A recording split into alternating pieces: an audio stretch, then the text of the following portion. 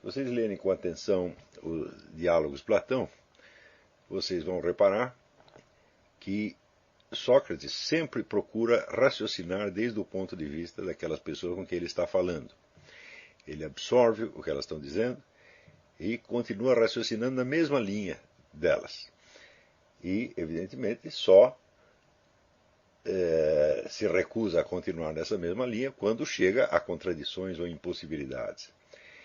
Isso quer dizer que ele não rejeita o que eles estão dizendo.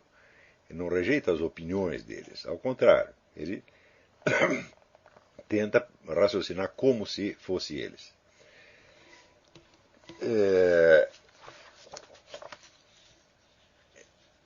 Isso quer dizer que existe no fundo de toda a possibilidade, vamos dizer, de compreensão, de diálogo filosófico, existe o fenômeno da amizade, da compreensão e da simpatia. Sem isto, nada é possível. Hein? Claro que essa amizade e simpatia terão certos limites e não deverão jamais induzir você a um indiferentismo perante as ideias, neutralizar ou equalizar todas as ideias em função do fato de que os adversários são seus amigos. Não é bem assim. Mas a dificuldade aí é que, para compreender uma ideia, não basta apenas você absorver o sentido literal, o sentido verbal do que está sendo dito, e não basta sequer você ter a representação mental dos objetos. É preciso realmente você se colocar do ponto de vista da pessoa. E o ponto de vista jamais consiste somente de ideias. Ele consiste também de percepções, de sentimentos, de símbolos, de valores, de evocações, etc, etc. De modo que nós somos colocados quase que numa situação, por assim dizer, stanislavskiana. Eu já me referi, aulas atrás, ao método do grande ator e diretor teatral russo Konstantin Stanislavski, que achava que o problema principal do ator era tentar colocar-se do ponto de vista do personagem, mas para isso ele precisaria não somente repetir as palavras, mas precisaria reproduzir a constelação de representações mentais e de emoções que, teoricamente, estariam se desenrolando na alma do personagem. E, para isso, ele recorria a um método que ele chamava memória afetiva. Quer dizer, por estranha que sejam a você as emoções e as reações de um determinado personagem, deve haver na sua memória afetiva alguma coisa que seja ao menos vagamente parecido com aquilo. Então você pode articular internamente essas suas recordações de modo a reproduzir uma constelação de sentimentos que seja aproximadamente a mesma do personagem em questão. Não é isso? Então, por que nós não conseguimos fazer isto? Bom, qual é a dificuldade de fazer isso? Existe um famoso koan no budismo. Koan é um enigma, é uma fórmula enigmática, em que dois fulanos veem uma bandeira tremulando ao vento, e um deles diz que o ar está agitando a bandeira, e o outro diz que é a bandeira que está agitando o ar. E eles ficam discutindo, né, até que chega o mestre deles, e eles perguntam, é o ar que está agitando a bandeira ou a bandeira que está agitando o ar? E o mestre responde, não, é a sua mente que está agitando uma coisa e a outra. Esse koan pode ser entendido em dois sentidos. O primeiro é do subjetivismo vulgar, ou seja, que nada disso está se passando e tudo é apenas uma representação mental na cabeça dos dialogantes. Mas esse, evidentemente, é apenas um sentido, como é que se diz, mecânico, automático, boboca. Né? Existe uma segunda camada de significado, em que o mestre está dizendo é que, conforme a perspectiva mental em que você se colocar, uma coisa parecerá verdade ou a outra parecerá verdade. E como isso depende precisamente da perspectiva em que você se coloca, Então, as duas coisas têm o seu lado de veracidade, ou seja, o ar agita a bandeira, mas é claro que a bandeira, quando ela se move, ela também agita o ar. Nós poderíamos, vamos dizer, investigar a coisa mais profundamente e chegar até a conclusão de que o fator ativo é o ar, né, que a bandeira também agita o ar, mas apenas em reação, em resposta a um movimento que foi imprimido nela pelo ar. Tá certo? Então, o movimento se compõe de uma ação e de uma reação. Tá certo? Assim como se você está serrando um pedaço de madeira, existe uma ação que o serrote imprime à madeira, mas também existe uma ação que a madeira imprime ao serrote, quer dizer, a madeira resiste ao serrote. Então, ela não é puramente passiva, ela também tem um lado, por assim dizer, ativo. Tá certo? Então, vamos dizer que a primeira dessas interpretações, que é a mais boboca, e que é aquela que ocorre às pessoas quase que imediatamente hoje em dia, nós podemos chamar de subjetivista. Quer dizer, você reduz tudo a um problema de percepção subjetiva, algo que se passa no cérebro dos personagens.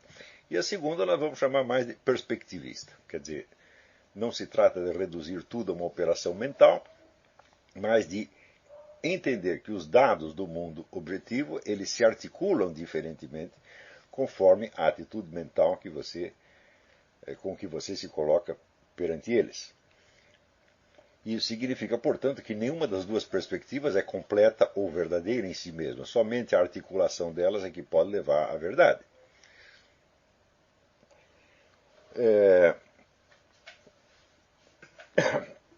Um exemplo disso são aquelas famosas figuras da Gestalt, da psicologia Gestalt, do Wolfgang Köhler, em que você conforme, vamos dizer, a direção que você olhe, ou conforme, vamos dizer, o afastamento maior ou menor do foco do seu olhar, você verá uma coisa ou a outra. Por exemplo, esta famosa figura aqui. Estão vendo claramente? Está aparecendo claro? Avisem aí pelo chat. Estão vendo aí? Onde, conforme o jeito que você olha, parece que você está vendo uma taça ou dois rostos, um de frente para o outro. Tá certo? Ou esta aqui, que já não é tão clara, espero que dê para ver. Dá para enxergar?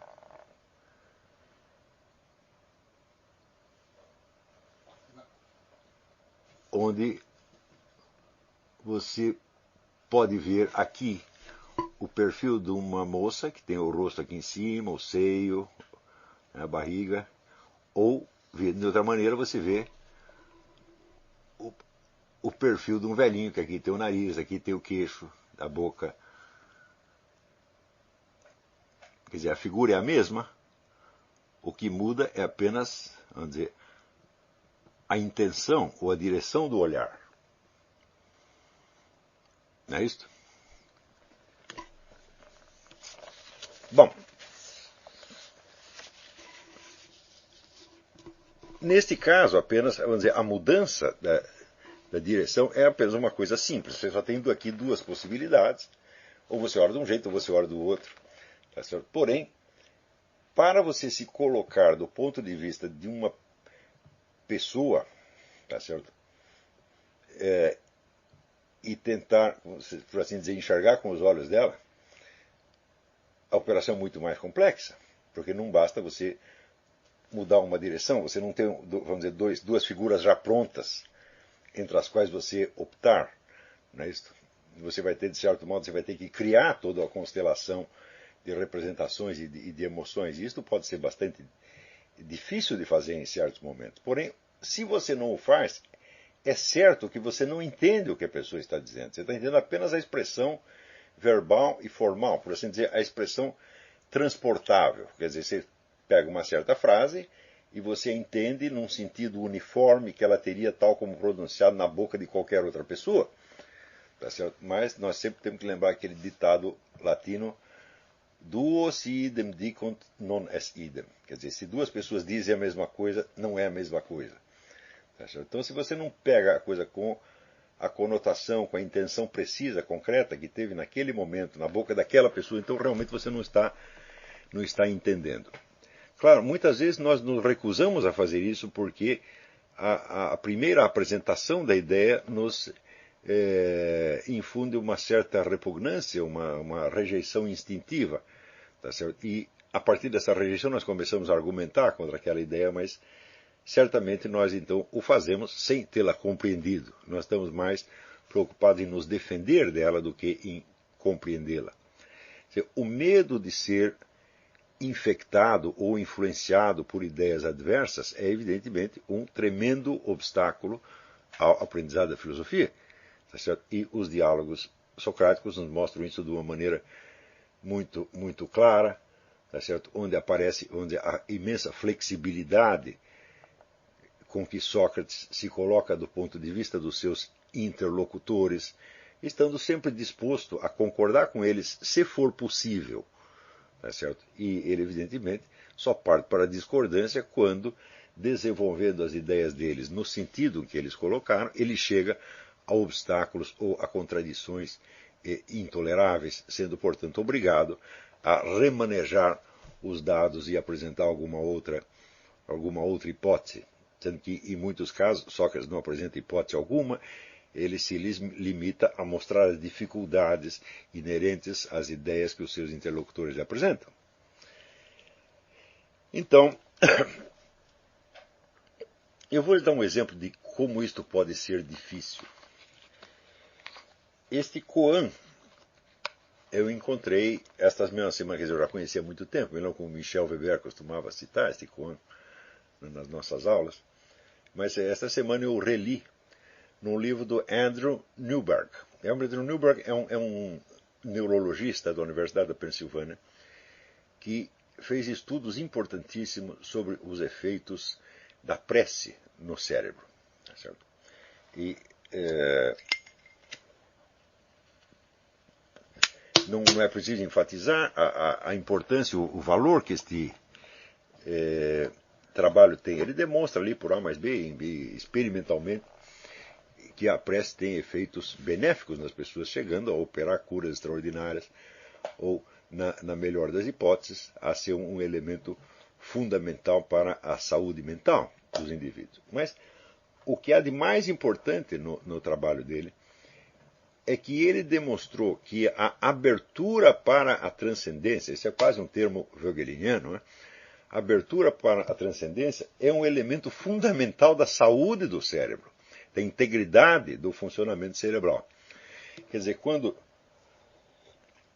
E esta abertura, evidentemente, ela não dá para você um conhecimento, ela dá apenas uma possibilidade, por isso mesmo que se chama uma abertura, e esta abertura, então, contém, evidentemente, um elemento de fé e de esperança, tá certo? Sem o qual a abertura se fecha. Quer dizer, você, como diz São Paulo, quer dizer, a fé é o conhecimento daquilo que você ainda não conhece, é a visão daquilo que você ainda não viu. Então, se não tem abertura, você não vai ver nada. Se tiver abertura, não é seguro que você vai ver nada, tá certo? Mas há uma possibilidade. Então, a abertura para esta possibilidade, ela se mantém através da fé. E se não há esta abertura, então o cérebro inteiro começa a funcionar de uma outra maneira,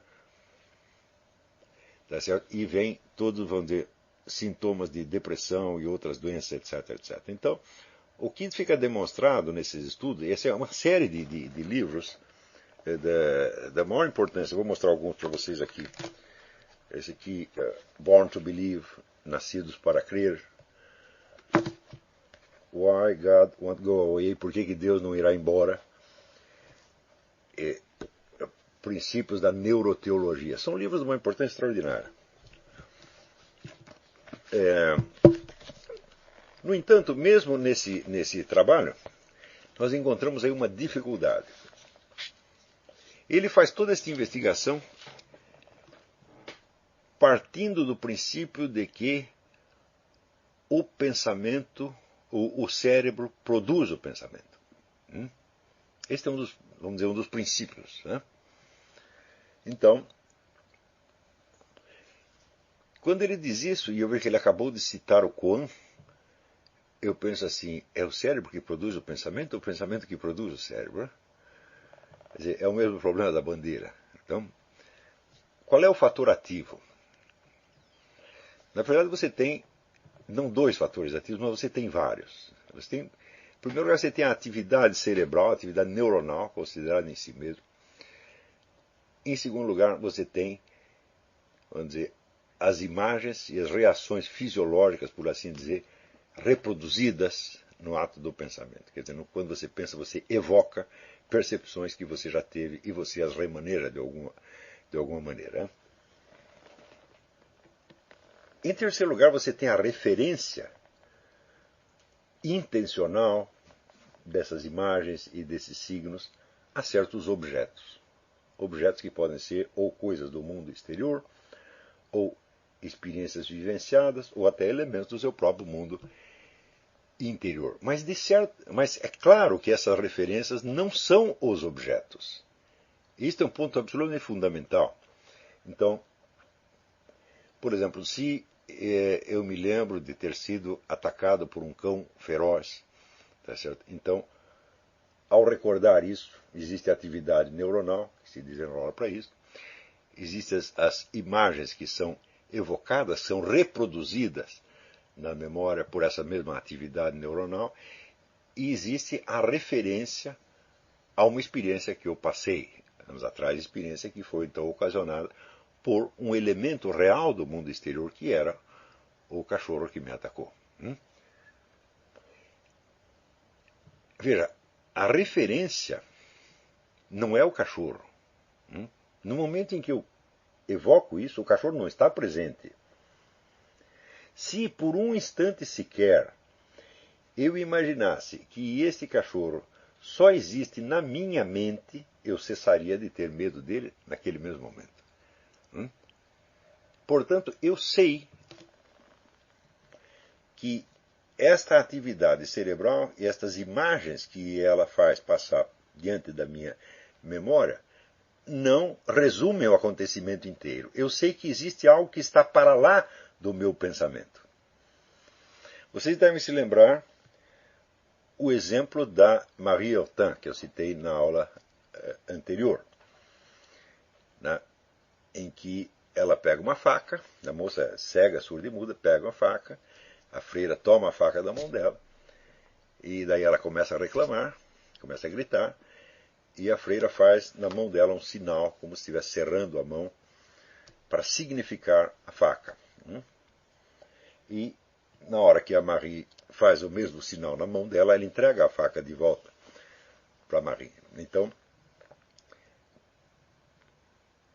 quais são os elementos que compõem este signo? Você tem um elemento material, que é o gesto, tá certo? Você tem a referência mental à faca, ao objeto, como se ela dissesse, eu quero a faca, quer dizer, você está expressando um desejo, tá certo? Mas se este desejo contivesse em si o próprio objeto a que ele se refere, então o desejo se satisfaria a si mesmo automaticamente e não seria preciso a faca real. Ao passo que o processo só se completa na hora em que a freira entrega de volta a faca material na mão dela. Esta faca material, ela não é objeto de pensamento. Ela não é sequer objeto de percepção. Ela é algo que existe para além da percepção. Se a percepção fosse tudo, não seria preciso nenhum objeto real.